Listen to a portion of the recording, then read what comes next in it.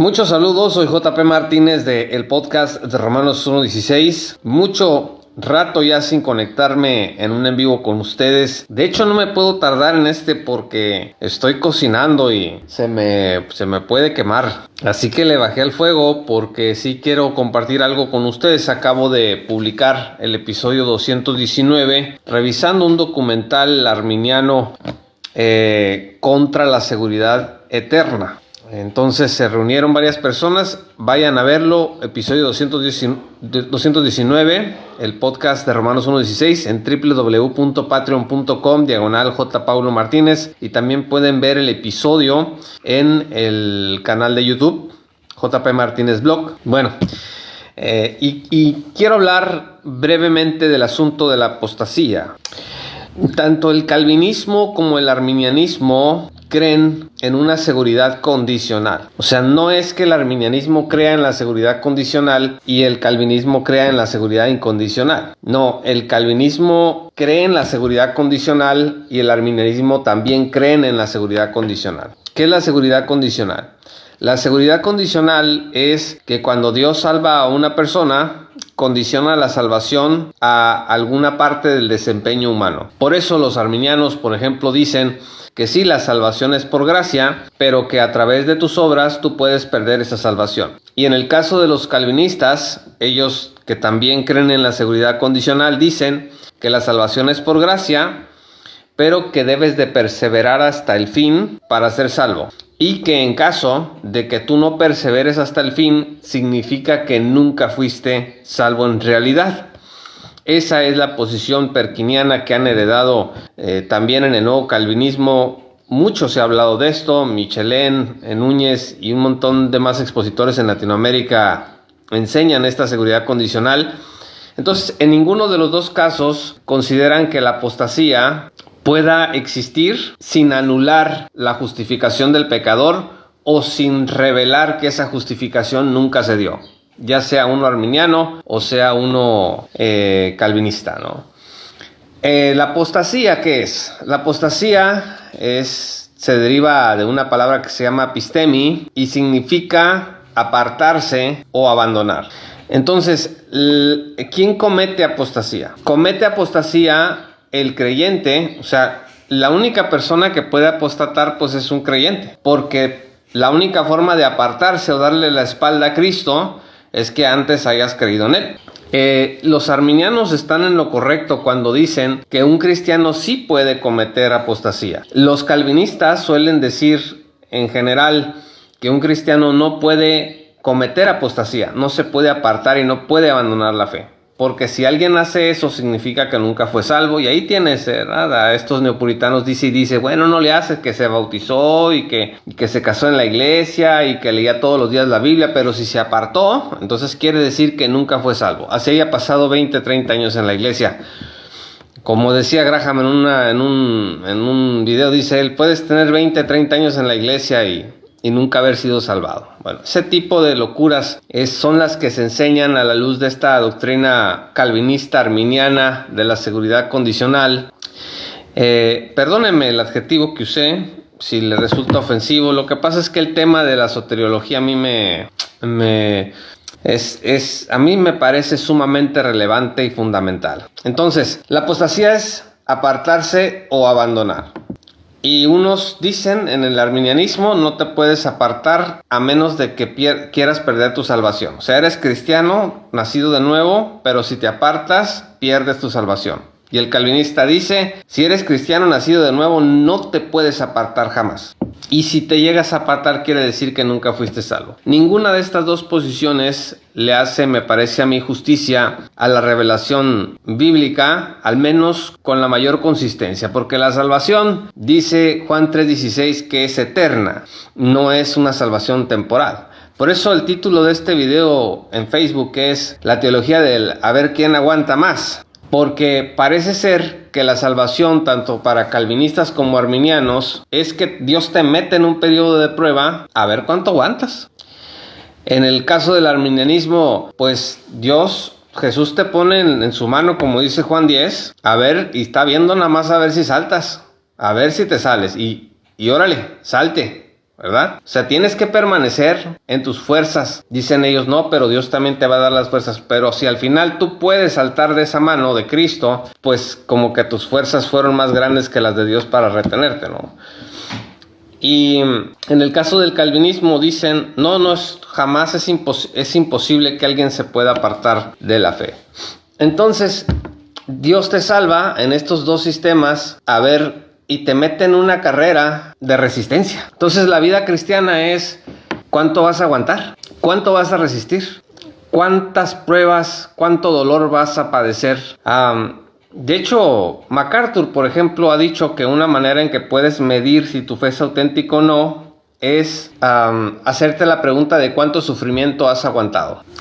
Bueno, entonces esta es la teología de a ver cuánto aguantas. En Mateo 26:56 dice que los discípulos abandonaron a Jesús en el arresto del Señor. Ahí la palabra no es apostasía en el griego, es otra palabra que es afiemi, que significa dejar o soltar. Entonces los discípulos soltaron a Cristo, lo dejaron, lo abandonaron y huyeron. Alguien puede decir, esa no es apostasía, ¿no? Esa no es apostasía. Bueno, entonces quiere decir que un creyente puede darle la espalda a Cristo en una crisis en su vida y no la vamos a calificar como apostasía. Está como que tramposo, ¿no? Tenemos que admitir que los discípulos abandonaron a Jesús según Mateo 26:56. Abandonaron al Señor Jesús. Y si abandonar al Señor Jesús no es cometer apostasía, pues entonces que alguien me explique qué es. Ahora, en el caso de Pedro, por ejemplo, tenemos la declaración de su fe en Mateo 16:16. Él dice, yo creo que tú eres el Cristo, el Hijo de Dios viviente. En Juan 6:68, Pedro dice, ¿a quién iremos? Solamente tú tienes palabras de vida, ¿no? Pero luego ves Lucas 22:54 al 62 y ves a Pedro diciendo, yo no conozco a Jesús. Yo no conozco a Cristo, yo no sé quién es Él. 3 veces Pedro niega al Señor. ¿Esa no es apostasía? Entonces, Pedro había sido salvado por la fe en Cristo anteriormente, pero a la hora de esta persecución, alrededor del arresto y crucifixión de Cristo, él dice, yo no sé quién es Él, no lo conozco. Dice el texto que le negó. La palabra griega para traducirle negó es arneomai. Y eso significa renunciar y repudiar. O sea, Pedro renunció y repudió a Cristo en esa hora. Tienes, por ejemplo, el caso de Salomón, que en Primera de Reyes 3, el verso 1 dice que Salomón amaba a Jehová. Y en el verso 6, Salomón ora al Señor con fe. Pero luego te das cuenta que en Primera de Reyes capítulo 11, Salomón comete una terrible apostasía vinculada con todas las esposas que tenía. Se construyen altares. Salomón dice, denle con todo a todos los ídolos, aquí hay lugar para todo mundo. Si eso no es apostatar, entonces yo no sé qué es. Ahora, Pedro, los apóstoles, Salomón y otros ejemplos que no voy a tratar aquí, bíblicos, ¿perdieron su salvación? Demostraron que nunca habían sido salvados. Entonces este es un tipo de... Miren, a mí me parece que a veces no somos realistas. La Biblia nos dice una y otra vez que permanezcamos en la fe, que permanezcamos en Cristo, que caminemos en Él, que no vendamos nuestros miembros al pecado, ¿no? Y nosotros presentamos una fe cristiana y le decimos a los creyentes, a los nuevos creyentes les decimos, mira, cuando tú llegues a la fe cristiana, el poder de Dios te va a guardar de tal manera que nunca jamás te vas a apartar. O le amenazamos y le decimos, bueno, ya estás en la fe, Dios ya te salvó, pero si te apartas, te vas a perder y vas a morir y vas a ir al infierno. Entonces, no somos realistas con las luchas diarias. Miren, hay varias razones para terminar, porque no quiero que se me queme lo que estoy cocinando. Está conectada mi esposa. Voy a llevar la comida, mija. ¿Ok? Entonces, la gente se aleja por varias razones. Les voy a dar 3 y vamos a terminar ya. Antes de que me enoje. Primero, se pueden apartar por seguir falsos maestros. Te pueden engañar. O sea, realmente tú puedes creer que estás siguiendo a Cristo, pero alguien puede convencerte de que empieces a transitar en un camino sectario y te arrastra y te jala. Y puedes terminar negando a Cristo por la influencia de un falso maestro. Vean ustedes segunda de Pedro, capítulo 2, versos 1 y siguientes. Los falsos maestros, ¿no? Te prometen libertad y te acercas a ellos y te arrastran. Dice Pedro, mejor no hubieras conocido el camino de justicia porque vas a terminar peor, ¿no? Apostasía, ¿no? Puedes darle la espalda a Cristo por una falsa doctrina. Otra razón por la que la gente se aparta, sí hay, no todas las apostasías implican que una persona redimida se ha apartado, redimida y asegurada eternamente se ha apartado. Sí existen las falsas conversiones, pero las falsas conversiones nada más las conoce el Señor. Puede haber una falsa conversión que nunca se aparte de una congregación. Puede estar en una congregación por interés, porque ahí está la persona que le gusta, porque allí hay dinero, o porque allí hay no sé qué beneficio le saca a estar en un lugar, ¿no? Entonces sí hay falsas conversiones. Lo que yo he dicho todo el tiempo es que nosotros no podemos saber qué es una falsa conversión ni cuál es una verdadera. No se puede. Actuamos de buena fe y si alguien dice creer en Cristo para vida eterna, ese es nuestro hermano, ¿no? Y si vive desordenadamente no vamos a juzgar mire, todos esos capítulos en los libros neopuritanos que dicen ¿cómo saber si soy salvo? A mí me da vergüenza, me da pena ajena. ¿Desde cuándo alguien, un escritor cristiano, se puede sentar a escribir y decirte cómo puedes estar total y absolutamente seguro de que tu conversión es genuina o cómo se ve la conversión genuina de una persona?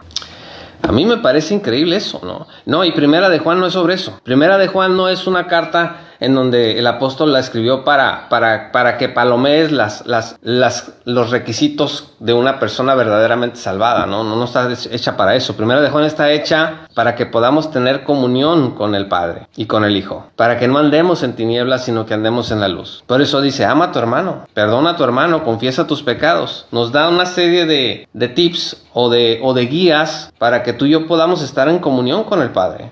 Pero no es acerca de si sabemos si somos salvos en realidad o no lo somos, ¿no? Eso nada más lo sabe Dios y la persona en todo caso, ¿no? Y la tercera y última razón para terminar. Muchas veces la apostasía se comete porque la iglesia agrede a la persona. La iglesia abusa de la persona, física, mental y emocionalmente. Conozco personas que han salido de iglesias porque recibieron abusos muy, muy fuertes y muy terribles contra su integridad física, contra sus emociones, contra su manera de pensar. Y y a veces fue desde que eran niños. Y cuando salen de la iglesia, dicen, yo no quiero saber nada de tu Jesús, no quiero saber nada de tu iglesia, no quiero saber nada de tu Biblia. Y tú dices, es que ese es un apóstata y ese nunca fue salvo. O si eres arminiano, perdió la salvación. No, es que tú no entiendes el daño que genera el abuso espiritual, físico y emocional en una congregación. Y puedes decir, no, a mí también me pasó y yo sigo aquí, yo nunca me aparté. Qué bueno, bien por ti. Pero tú no eres todo el mundo. Y a mí a veces me molesta y me pone muy triste pensar en la indiferencia, en la falta de empatía que tenemos con las personas que sufren. Una persona que ha sido abusada por un pastor, por ejemplo, que fue abusada por pastores, por líderes de las iglesias, humillados, etc. Y que se apartan, ese no fue salvo o perdió su salvación. Tu teología es basura, quiero que sepas. Tu teología es basura. Ahora, en el Nuevo Testamento, en la iglesia del Nuevo Testamento, no hay un caso, al menos yo no he visto un caso en donde haya habido un abuso físico a la integridad física de un creyente y que los apóstoles hayan tratado con ese abuso. Tengo que buscar, ¿no? Pero no lo he visto. Pero son cosas y realidades que se han dado a lo largo de la historia y se siguen dando al día de hoy. Entonces no es a ver quién más aguanta, a ver quién aguanta más, ¿no? O sea, han estado abusando de una persona en una iglesia, por ejemplo, durante 3 años, 4 o 5 años, de una jovencita, de un jovencito o de una persona mayor, de un mayor de edad, que le tienen sorbido el cerebro, ¿no? Y cuando toma la decisión de abrir los ojos y decir, no más, no voy a tolerar más este abuso, y no quiero saber nada de la iglesia, y no quiero saber nada de Cristo, y uno empieza a racionalizar y decir, no, espérate, es que si fuera verdadero cristiano, separaría el abuso del verdadero Cristo y de la verdadera fe. Y entonces le decimos, no, es que ese no es fe, esa no es la verdadera iglesia, ese no es el verdadero Cristo, ¿no? Y entonces en la mente de una persona abusada, ¿tú crees que es posible hacer esa separación? Pues estás equivocado. O sea, yo no le puedo decir a una víctima de una secta o de una congregación presbiteriana, pentecostal, bautista, etcétera, abusiva, no le puedo decir tienes que separar, si eres verdaderamente cristiano, tienes que separar al verdadero Cristo, el verdadero amor de Dios, de lo que te hicieron en esa congregación. Eso no va a pasar.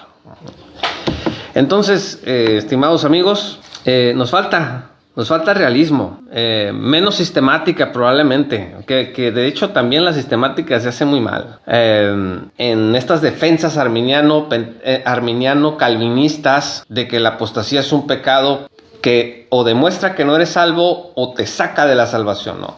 Esa seguridad condicional me parece que no tiene apoyo en las Sagradas Escrituras. Cuando Cristo salva a una persona, la salva eternamente de una vez y para siempre. Y no hay ningún pecado que pueda deshacer esa justificación. No hay ningún pecado que pueda deshacer la obra de Dios de redención en una persona. Ahora, si esa persona se aparta, ¿cuántos años se va a apartar? ¿3, 2, un mes, un año, 10 años? Yo no lo sé. Lo que estoy seguro es que la palabra de Dios dice que el que cree en Cristo tiene vida eterna y ha pasado de muerte a vida y ya no hay condenación para esa persona, ¿sí? La condenación está para aquellos que no han creído en el unigénito Hijo de Dios, Juan 3:18. Gracias por ver este video. Se me quema la comida, así que los dejo aquí con esta reflexión. Si no la vieron desde el principio, pues aquí la dejo para que puedan disfrutarla. Gracias, soy JP Martínez del podcast de Romanos 1:16. Síguenos en www.patreon.com/J. Pablo Martínez. Accede a contenido exclusivo uniéndote hoy mismo en nuestra gran comunidad. Yo personalmente te voy a enviar un mensaje de bienvenida. Gracias y hasta pronto.